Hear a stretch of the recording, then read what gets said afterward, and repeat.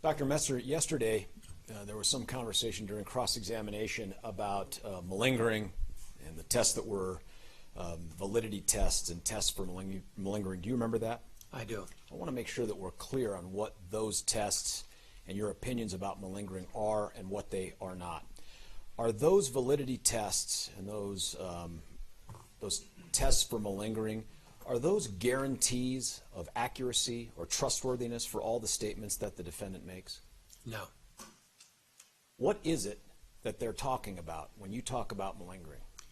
What those tests talk about and my opinions when I'm talking about malingering, I think the tests are very consistent with my opinion that Mr. Holmes wasn't faking a mental illness. And that's what those tests say. What those tests don't say is that every statement that Mr. Holmes has told me at least, is either accurate or reliable. But that's different than malingering. Give us some examples of some of the reliability issues that you came across that are not dispelled by these malingering tests. Well, for example, there's, as I've testified before, there's certain information that I received from Mr. Holmes that was different around the same event that, say, Dr. Gurr received from Mr. Holmes. And so both of those statements, one of those statements is probably not accurate. And so malingering test doesn't say anything about that. And the fact that they're not accurate just means that's an example of a statement that may not be reliable despite him not malingering. There's no question he has an illness. Let's talk about the unreliable statements then. What statement did he make to you that differs from what he told Dr. Gurr regarding what he thought he'd accomplish inside the theater? So he all been asked and answered and gone over. Overruled? Go ahead, sir. So he told me the goal of going to the theater was to shoot as many people as he could. And he told Dr. Gurr that... But I'm going to object as to what he told Dr. Gurr. Overruled? Go ahead, sir. What was in Dr. Gurr's report was that he told Dr. Gurr that he didn't think that he would kill people, that it would harm people. That's a pretty big difference. And so that's an example. There was some question by Mr. King on cross-examination about trying to suggest an alternate explanation for a call for action and his reference to needing to take action. Do you recall that? Yes. I want to ask you, and again, under the caption here, reliability, did you specifically ask the defendant about a quoted phrase from Dr. Gurr's report? I did. And it appears how many times do you think in that report? Multiple? Yes. And when you asked the defendant specifically about that phrase in quotes in Dr. Gurr's report, tell us what he told you. Okay, I just want to be accurate. Yes, sir. I'll give you the page number in a minute. I'm looking at my report. And I'm objecting, Judge. This has been asked and answered very clearly. Overruled. And it's overruled under Rule 611A.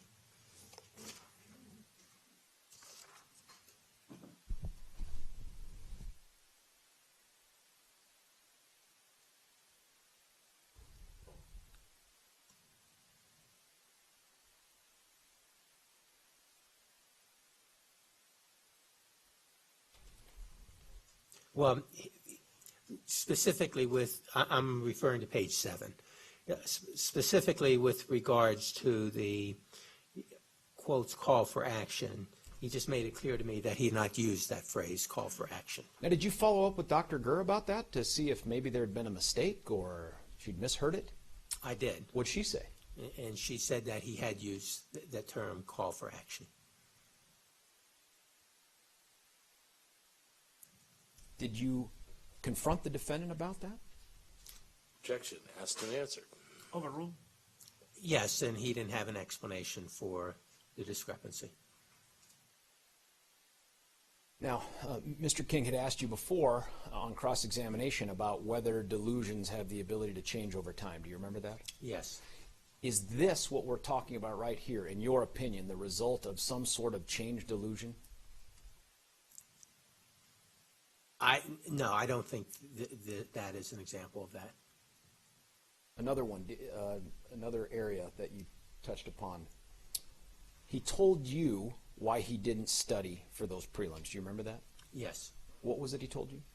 What he told me was that he had always studied in the past due to fear of not doing well and not pleasing others, and he decided he was going to be himself and not do it because of fear. Now, did you find a statement that he made to Dr. Reed to be in contrast to that, calling into question the reliability of that statement? Objection. Leading. Sustain as to leading. You can rephrase the question, and that ruling is pursuant to Rule 611C. It's also beyond the scope of my cross-examination. I didn't ask this doctor about any statements made to Dr. Reed. The objection as to beyond the scope is overruled under Rule 611D. Did he give an answer about why he didn't study to Dr. Reed? Yes. Was that answer consistent with what he gave you? It was different than the answer that he gave me. Do you remember what he gave Dr. Reed? I believe that the answer that he gave Dr. Reed was... Judge, I'm going to object to any speculation about what the statement was. All right. Why don't you establish foundation with respect to the statement made to Dr. Reed and this witness's knowledge of that statement, Yes, if sir. any? Yes, sir. Did you review the videotape, the 22 hours of videotape that Dr. Reed took of his assessment of the defendant? I reviewed that and the transcript of the videotape. And based on that, do you know what it was that the defendant gave as a reason why he didn't study with Dr. Reed? I can tell you what my memory is of what that was. Yes, sir. My memory of what that was is it had to do with it would be suspicious if he just dropped out of school, and that by failing, that wouldn't raise suspicions. There was some conversation, you recall in cross-examination, about the defendant's interactions with Drs. Fenton and Feinstein. Do you recall that? Yes. One of the things that Mr. King asked you about was about possible manic impacts caused by some of the drugs that were prescribed by Dr. Fenton. Do you recall that conversation? Yes. To your knowledge, based on what you reviewed from Drs. Fenton and Feinstein, as well as your conversations with them, did the defendant ever report to them feeling manic? He did not. Did they ever observe him displaying manic symptoms? They did not. How about depression? Did he ever express to them that he was depressed? He told me on at least one occasion that he did. They said that he had not. And that's borne out too by their notes. Correct. Did he ever display to them any symptoms of seeming depressed? They didn't observe that. How about suicide? Did they ask him whether or not he was feeling suicidal or had suicidal thoughts?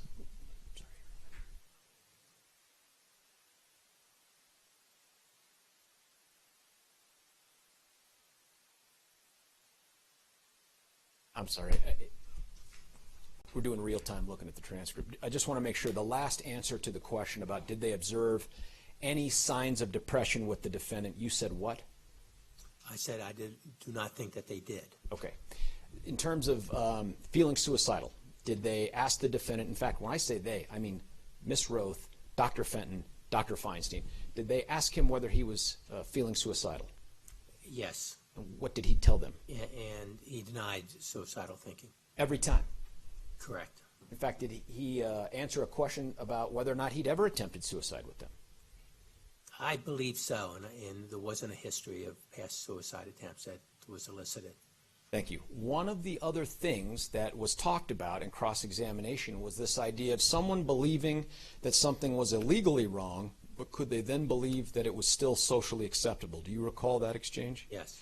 Can you, and I should have done this in direct, but in light of cross, can you give us an example of something that someone could do in terms of a crime that is illegal, and they'd know it was illegal, but they would believe that it was socially acceptable or within the societal standards of morality? Objection is to relevance. Overruled? Go ahead, sir. A person could have a paranoid delusion in which the delusion was that Joe Smith is going to kill my family. And Joe Smith could come to the house, and the person could shoot Joe Smith because he thought what he was doing was morally right within societal standards because he was defending his family, but it was all based on a delusional concept, even though he knew that killing someone was illegal. That would be an example. Thank you. Anything like that applicable here to these facts? Objection. Calls for speculation. Overruled? Well, that was the assessment that I had to make because, as I've said before, Mr. Holmes had a delusion.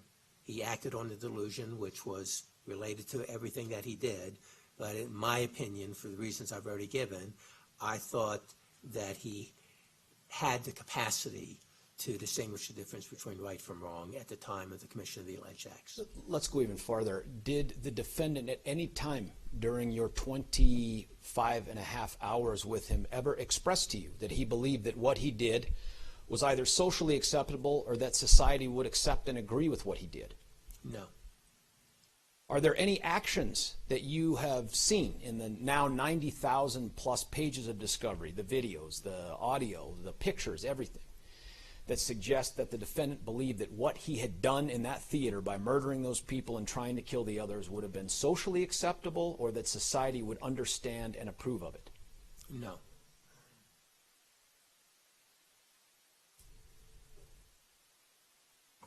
Again, in terms of talking about the capacity to know right from wrong based on societal standards of morality, is being delusional and thus having a psychosis, does that mean automatically you lack the capacity to know right from wrong?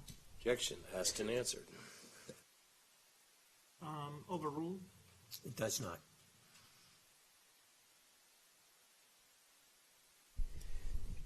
The delusion here you have talked about really in two parts. Is that true? Yes. Is one of those parts that the defendant believed he would increase his self-worth by murdering people? Correct.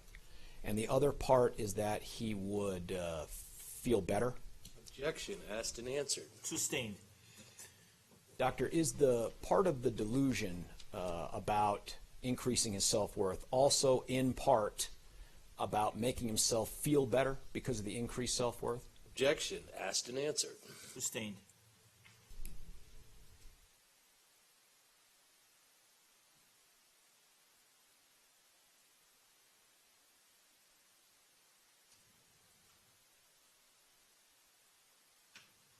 When the defendant carried out his 2.5+ month plans on the 19th and 20th of July, is it your opinion that he was doing that he intended to kill people to make himself feel better? Objection. Your Honor calls for the ultimate conclusion. Invading the province of the jury. All right, give me just a moment. It's invading the province of the jury.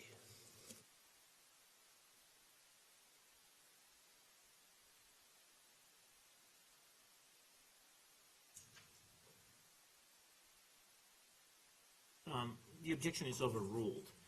Doctor, if you can answer it without speculating based on an opinion that you have or based on your expertise, then you're permitted to answer it.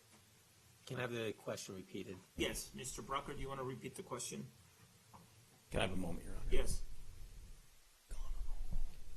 I think, because I put a lot of words in it, I'm sorry. I think what I was asking you was, is it your opinion that the defendant's decision to carry out this, to execute this 2.5 month plan on the 19th and 20th of July to include killing those people in that theater was to make himself feel better? Objection. Asked and answered. Overruled. Yes, that was part of his delusional belief, and it's my opinion that that's why he did that.